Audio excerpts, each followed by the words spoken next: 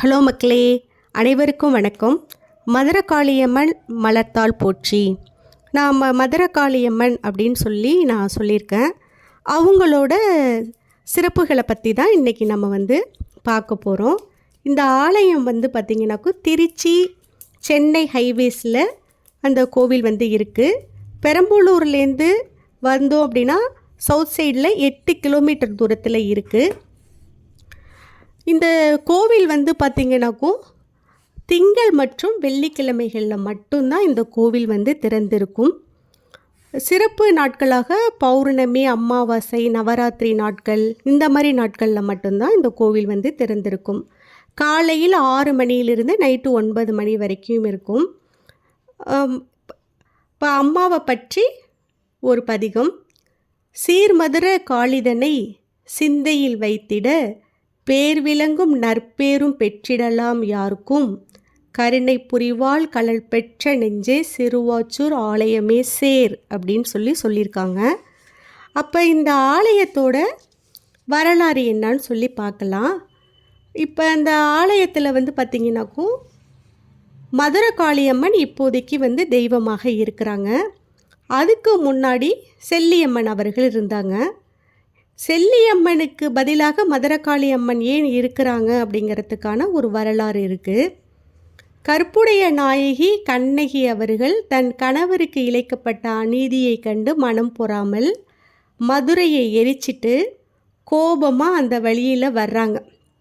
வரும்பொழுது இரவு நேரம் ஆகிவிட்டது. அது ஒரு வெள்ளிக்கிழமை இரவு. அப்போது இப்போ இந்த கோவிலில் போய் நம்ம தங்கிட்டு போகலாம் அப்படின்னு சொல்லிட்டு அவங்களும் அசதியாயிட்டாங்க. உடனே அந்த கோவிலுக்கு போக அங்கே வழிபடு தெய்வம் செல்லியம்மன் இருந்திருக்காங்க.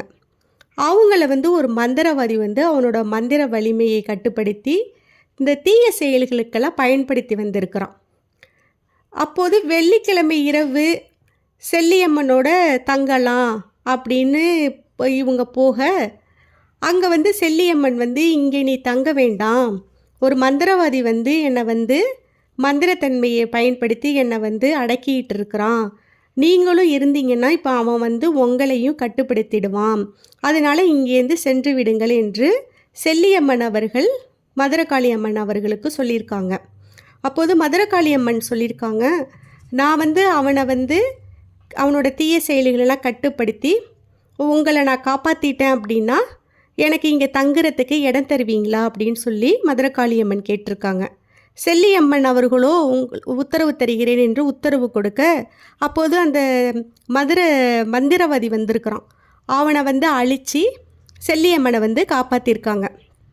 அவங்களோட மகிமையை கண்டு செல்லியம்மன் அம்மா அவர்கள், நீங்கள் இந்த கோவிலில் இருந்து வரும் பக்தர்களுக்கு நல்லாசி கொடுங்க, நான் பெரியசாமி மலையில் இருக்க மலைக்கோயிலுக்கு நான் சென்று விடுகிறேன் என்று சொல்ல மதுரகாளியம்மனும் அதற்கு ஏற்றுக்கொண்டு அந்த ஆலயத்தில் போய் அம்மனாக அமர்கிறார்கள்.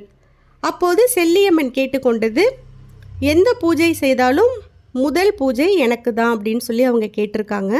அதற்கு மதுரகாளி அம்மாவும் ஓகே சொல்லி இன்றளவும் முதல் பூஜை செல்லியம்மன் அம்மாவுக்கும், இரண்டாவது பூஜை மதுரகாளி அம்மன் அம்மாவுக்கும் தான் நடக்கிறது. ரொம்ப சக்தி வாய்ந்த தெய்வம். நிறைய பேருக்கு அம்மா குலதெய்வமாக இருந்து குடும்பத்துக்கு சுபிட்சத்தை நல்ல வழியை காட்டிக்கிட்டு இருக்கிறாங்க.